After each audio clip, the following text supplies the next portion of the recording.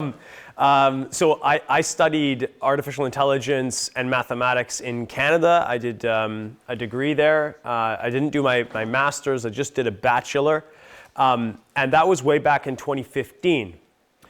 AI was a lot different in 2015 than it is today. I'm going to talk a little bit about the journey from that year to where we are now. My journey is I graduated from university in mathematics computer science. I went on to work for DARPA, which is a military contractor in the United States. And I was building neuromorphic chips for a while.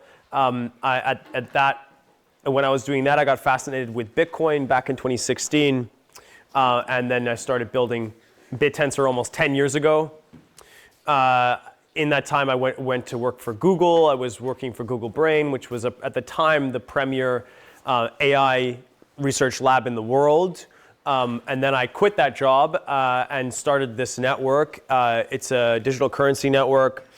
In 2021, I live in Peru, and this is really my life. So it's a pleasure to come and speak with you guys today and talk about what Bittensor is. But I'm not here to sell you guys a digital currency. We're not going to be talking about prices and bullishness. I want to talk to you guys about the fundamental ideas of why this intersection of artificial intelligence and digital currency exists and why you should care about it. Whether or not it's Bittensor or any other project, if they're doing it properly, it's interesting. So let's go back. Okay, yeah, here. Okay, so this is in 2010 when I was just graduating from high school. We were still even in 2014 and 2015.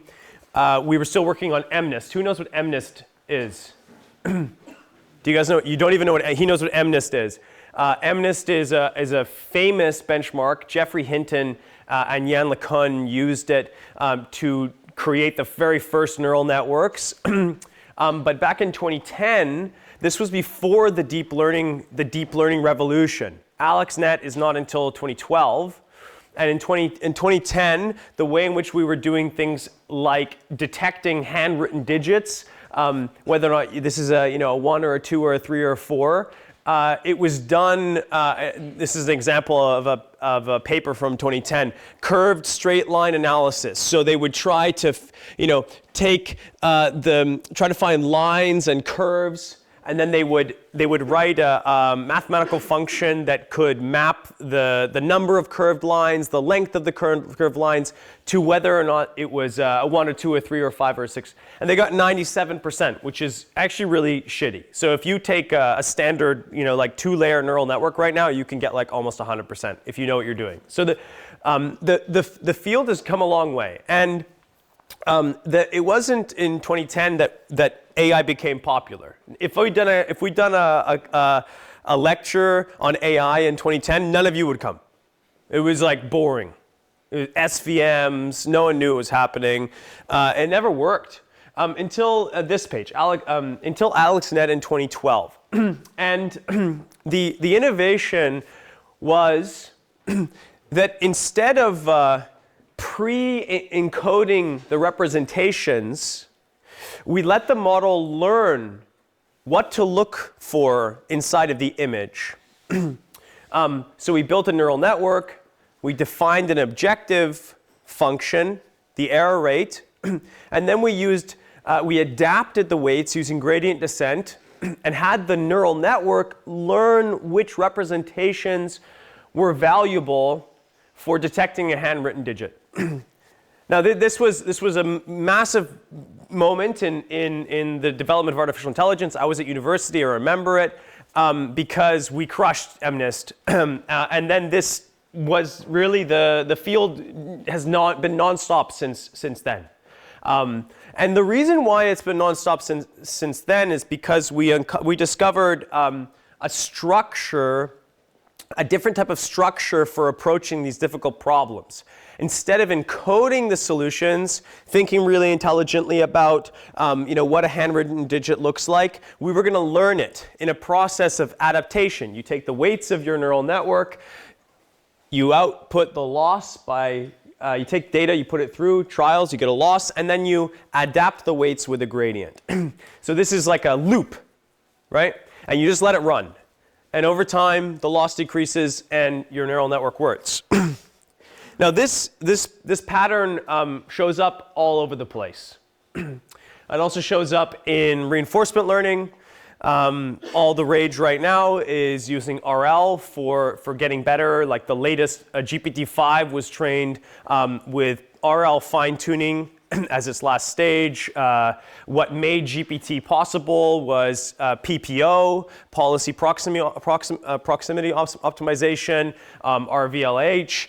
All of these algorithms, reinforcement learning is a type of machine learning that is very similar in the structure. There's an environment, an agent acts in the environment, and then a reward updates the parameters of the agent, right? Again, notice the similarity.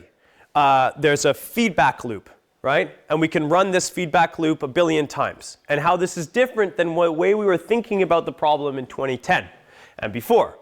In fact, before 2010, there was such a long period of no advancement in artificial intelligence that they called it the AI winter. Now it's hot outside right now. Genetic algorithms, you guys are probably studying these. It's very similar structure. There's a genetic code. We evaluate it against an objective, and then we select the population. And slowly but surely, this gets better and better. Very similar concept. We can see this in nature as well. So there's a very interesting experiment you can do with an organism called a slime mold. You guys know what a slime mold is? You probably eat it in China. Yeah. But what's not the taste is not the interesting thing. Slime molds. What you can do is you can put them inside of a maze and put oats on the other side, and the slime mold will follow the gradient of smell. It's not exactly smell, but it can smell the protein in the oats, and it will grow and contract until it finds a way through the maze. It's very simple. Let me see if I can actually. Hold on. I can get a video up of this in a second. Very cool. We could look up, maybe we'll do it at the end. But there's actually a video you can watch of a slime mold beating a maze. And it's exactly the same structure. So the tendrils expand. The ones that are closer to the nutrient, they get selected. And then the slime mold follows this process of adaptation to a reward that is very, very powerful. And it's like the simplest form of intelligence in biological systems that we study. I'm going to go even deeper for you guys. Matter itself. Everything in nature also follows very similar structure, similar patterns from the way in which a tree grows to a leaf to even lightning bolts behave this way, and river deltas, where you have structure that gets energy and adapts itself to maintain its energy. One way to think about us as biological organisms is the same thing. We're basically energy adapting or structures that try to find energy so we can sustain our structure, and if we can't, we die. So this goes all the way down to the absolute core of structure inside of the world, and that's really what we're tapping into with the modern machine intelligence. There's a pattern. All these things are one thing. State, objective, feedback, adaptation, a loop, and things move quickly. Okay, but why am I telling you all this stuff? Because we're not talking about just AI. I came here under the premise of, I think it's AI plus crypto is the topic, right? So why are we talking about this at all? So when I was studying neuromorphic chips, I was studying this behavior sort of with the American military. At the time, I was learning about Bitcoin. And I came to the realization that Bitcoin was also an example of this phenomenon, not as a currency, but as a network. That Bitcoin is a self-adaptive computer, a network that produces hashes, and it actually does it really, really, really powerful. It works like this. So in Bitcoin, the miners produce hashes, the network rewards them in BTC, checks the hashes and sees how fast you produce those hashes, and it rewards you in Bitcoin. That's how Bitcoin works. And they use this structure, this computational structure, to secure the network. I won't get into it later, but basically, Bitcoin is constructed as a self-adapting system that produces hashes according to a very similar structure that we talked about on the previous slides. Now, why is this interesting? It's interesting because Bitcoin is the largest supercomputer in the world. Let me repeat that. It is the largest supercomputer in the world. It is actually 1,000 times larger than the computing power of all the 6 largest compute providers in the United States. 1,000 times larger. It is so big, it produces 10 to the 21. That number is so large in terms of hashes that it probably wouldn't even fit on the screen. To give you another idea of how large it is, it consumes 23,000 megawatts of continuous draw. It's the same electrical draw as Thailand. It consumes as much electricity as a country with 100 or so million people in it. Just a network. It is so large that, it has to be so large because if it's not large enough, it can't be resistant to governance, but that's a different conversation. It basically is perfectly efficient. As the price of Bitcoin goes up, the miners produce more hashes, and this is why it's very interesting to think about it as a computer. I'll give you another analogy. Take the 6 largest compute providers in the United States. For about $1 trillion, they produce about 1,000 exaflops of compute across all of them. Bitcoin, for somewhere between $50 to $300 billion, I can talk about how I estimated that later, produces 450,000 exaflops of compute. 450,000 exaflops of compute. Just to give you guys a matter of perspective, that's somewhere between 700 and 9,000 times more efficient at producing hashes than standardized companies, right?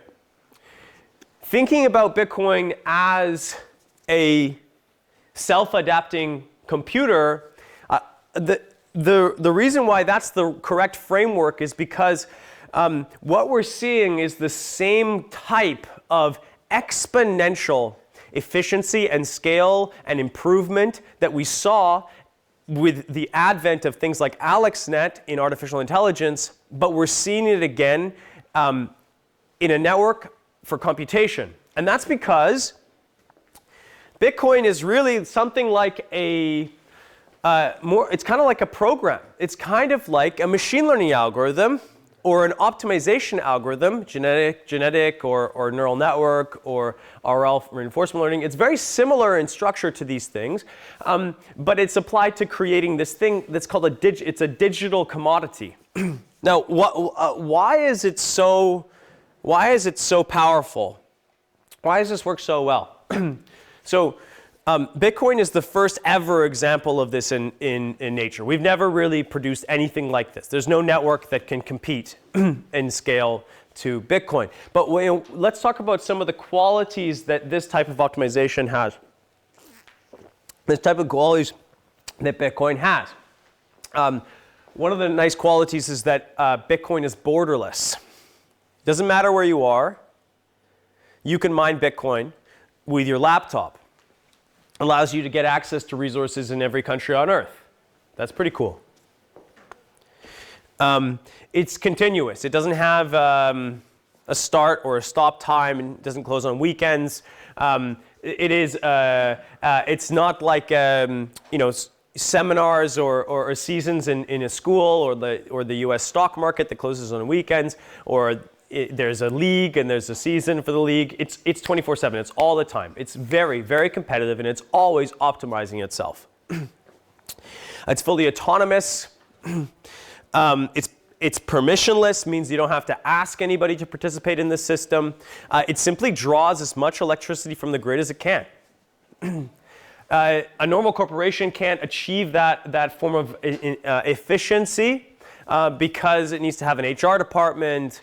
It needs to see who you are. There's going to be bias. Where did you go to school? Bitcoin doesn't care that you guys went to the best university in the world. Sorry. Bitcoin does not care. It just cares if you can produce hashes. And that's what makes it so efficient. And then the final point is that it's a pure market for something. If you can produce more hashes, you get paid for those hashes, and it allows you to allocate a lot of computing power to the network and know exactly what your return is going to be. And so Bitcoin is it's a really effective market in the sense that it can produce these hashes with efficiency. And I just want to say that it's this new type of computing, which I'm going to label incentive computer. Bitcoin is just like how machine learning is a type of computing, and reinforcement learning is a type of learning, and genetic programming is a type of computing. Incentive computing is also a type of computing that we should study and we should think about. How can we do it properly? How can we do it generally, actually? Because we don't want to produce hashes, we want to produce anything. Hashes in Bitcoin are useless. But what if we could take the same premise and we could apply it to storing files, generating compute, or doing machine learning itself? What if we could apply the same premise that created the largest supercomputer in the world, what if we could apply that same premise to, hey, training machine learning models, for instance? Or really anything, actually. So what's the general incentive computer? We did this. We basically asked that question, and we broke apart the way in which Bitcoin works. The miners produce hashes, the validators check the hashes, the network emits to miners. We built the general version of this. Miners do any work, validators check any work, and the network mints a digital currency to those miners. We called that thing we called it Bittensor, and fundamentally it's just it's a platform where you can create this new type of machine learning. It's basically it's like a torch. It's like a language for creating incentive computing. It's a language. So how does this work? It looks a little bit like this. That probably doesn't mean anything to you guys, but the idea is very simple, very similar to Bitcoin. You register a miner. That's going to be associated with a cryptographic key. And then you do some work. You do some work which is consumed by the validators, the people that check your work. They check your work according to some rules that are predefined. And then the results are given to the chain, and the chain reaches agreement on which of the miners have done well. So like this is a little bit what that looks like. When the top here, these are all miners. Each one of the green dots is a miner. And they're providing something of value to the network. Maybe it's storage or compute, for instance. The validators are checking how much they're bringing to the network. And this is their ranking. This is how well they perform. So every mechanism on the network of Bittensor has some sort of curve. Hey, these guys are doing better than these guys. It ranks them and then pays them out based on where they are on the curve. And there's a video here, but I can't show it right now. I should have taken a video before to show how over time we basically cycle and we churn out the bad miners and replace them with new miners. It's an adaptive system. It's a genetic algorithm or something like a reinforcement learning algorithm. Maybe you even think of it as a machine learning gradient descent problem. There's a lot of different ways or similarities to think about it as an optimization problem, but over top of any general productivity on behalf of miners. So let's take that apart. What's an example? So this is a company. It's also a network on Bittensor, and their focus is to mine coding intelligence. Bitcoin for being good at programming with cursor, basically, right? So intelligence models. They're looking for the people to mine improvement upon benchmarks that are valuable to agents that code. So basically it looks like this. The miners are agents. They produce agents. Those agents are evaluated on a benchmark, and then the reward is paid to them in some token, digital token. This is the performance of that mechanism, that optimization problem, over a 3-month period. This is the performance on Swebench. This is the number of agents that are currently being evaluated. And here, this is the performance of the agent, the best agent, on the network over this 3 or so month period of time. As you can see, the mechanism didn't define the solution to the agent. They simply encoded the incentives under which the agents could be evolved. Let me say that again. We did not make a machine learning agent. We simply defined the incentives under which those AI agents could be evolved. And in a short period of time, we beat the best in the world. So this is the agents that came out of this network are better than Claude, OpenAI, any model that is closed source or open source at doing coding challenges. Who did it? We don't know. Somebody some random person in the world wrote a 7,000-line piece of code, 7,000-line AI agent that was capable of embedding files, grepping files, applying edits using Git to improve the performance on Swebench. It really clicked, and this is like this. For me, is very similar to what it felt like in 2012 when we were able to get neural networks to finally work, and we saw their performance, their ability to crush benchmarks in a way that had not been done before. This is an AI lab without any engineers. This is an AI lab that doesn't define any specific problem, doesn't define the way in which problems are solved, but in fact solely defines the incentive. So this is an ongoing project, by the way. If you're interested, if this is something that you'd be interested in contributing to, you don't need to ask me any questions. It's an open network. It's a permissionless network. We have some ex-miners in the crowd. Hey, Nick. And the reward is quite substantial. Because what we do as an AI company is, instead of raising all this venture capital and then hiring HR departments and doing marketing, we just put all of the capital, all of the money straight through the network to the people that are actually doing the optimization, the people that are actually solving the problem. So if you're a miner on this subnet, for one day you can make $60,000, which is quite a significant amount of money. And you don't need to ask anyone for permission. Let's go to a different type of problem that is very interesting and relevant to open source artificial intelligence. For us to be able to build neural networks that really matter on the grand scale, we need to be able to train massive machine learning models. And without tens of thousands of GPUs at our disposal, it's basically impossible to compete with closed source labs.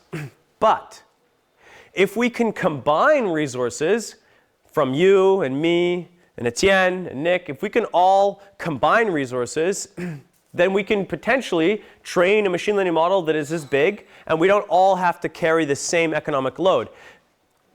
What if we could build a market for the gradients that are required to train that type of model? What if we could structure an optimization problem for an optimization problem, which is the production of gradients relevant for training a machine learning model? So something like this, What if we could have a market where we say, hey, produce me gradients. We're going to check whether or not the gradients reduce the loss, and then we'll pay you out. We did that. And this is the result. This is the current training run, the current largest. We're training a 70 billion parameter model across the internet. It's permissionless. Anybody can contribute anywhere in the world. There's no whitelists. We don't ask questions. And we pay you for being able to produce a gradient that reduces the loss faster than somebody else. This is Bitcoin mining to training machine learning models. This is the largest. This is a fully decentralized model. It's across the internet. It's incentivized. It's permissionless. It's never been done before. And we did this on Bittensor, and this model is going to be done in a couple weeks. I think it's actually quite interesting. This is something I care deeply about. We also work on more standard or well-known problems in the DPIN space. For instance, like GPUs, whether or not you can mine the network by contributing GPUs. We check to see if the GPUs are legitimate, and we pay you out. Now, this is kind of a simpler problem. It's not as sci-fi and not necessarily as AI, but it's also very cool what we can do.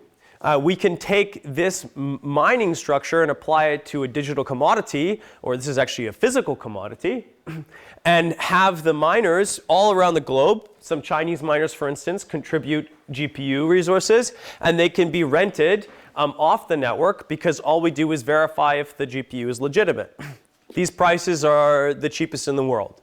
Because we built this network in a permissionless, borderless, and incentivized way, we get the cheapest rate on GPUs anywhere. Let's talk about some of our other successes. This is a working product built on top of our network. A similar idea. Well, it's the same idea. The miners need to provide inferences. So they need to provide an endpoint that can accept queries. And then we will check the speed, how quickly you can run that software that does the inference, and we will pay you your reward.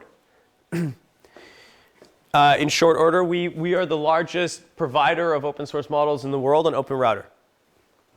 So we provide this network that's run via contributions from people all around the globe runs more inferences than any other open source provider in the world.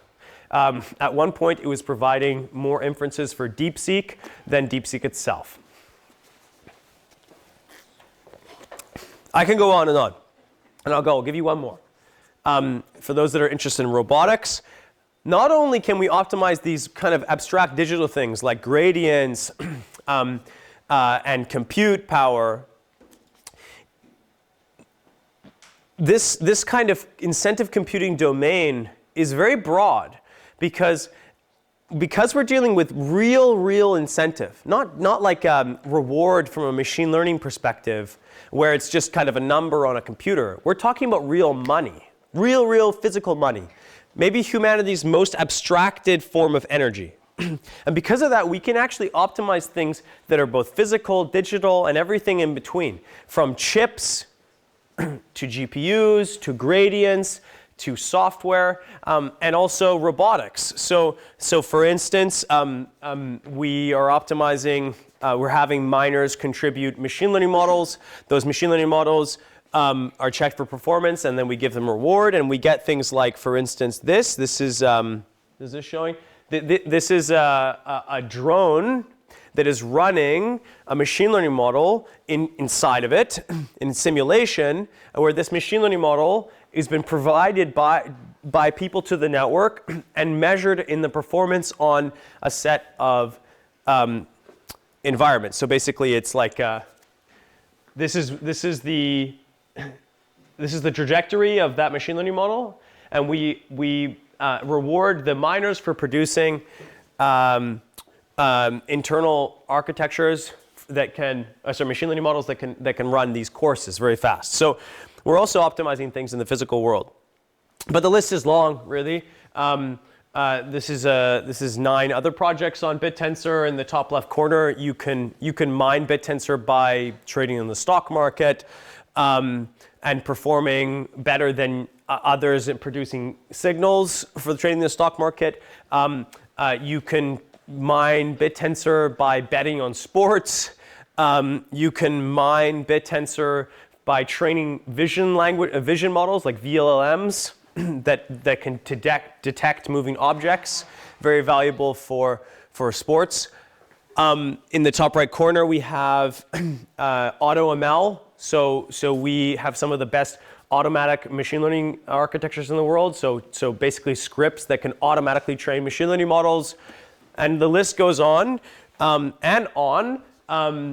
From drug discovery, weather prediction, Bitcoin prediction, quantum computing, Bitcoin mining, 3D image generation, data understanding, inference speed, and commodities trading. We applied this idea of monetary optimization to ourselves.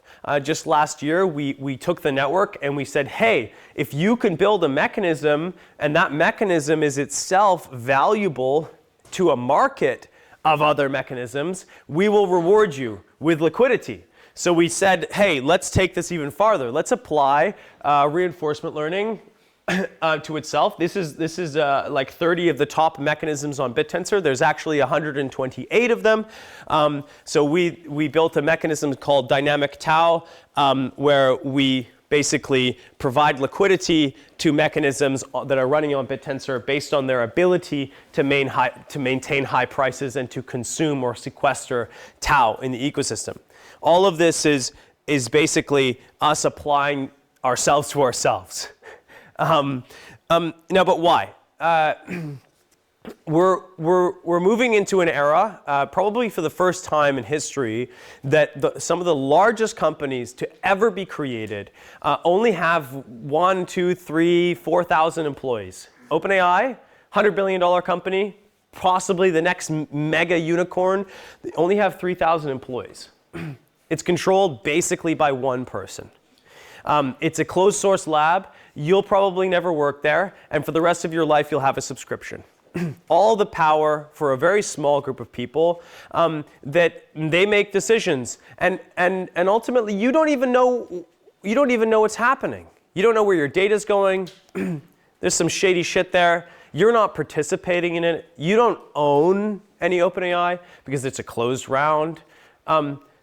This kind of top-down world where artificial intelligence gets pulled into a small set of really small companies, and they control all of the compute and all of the data, and there's nothing that you can access. That's where everyone wants us to go.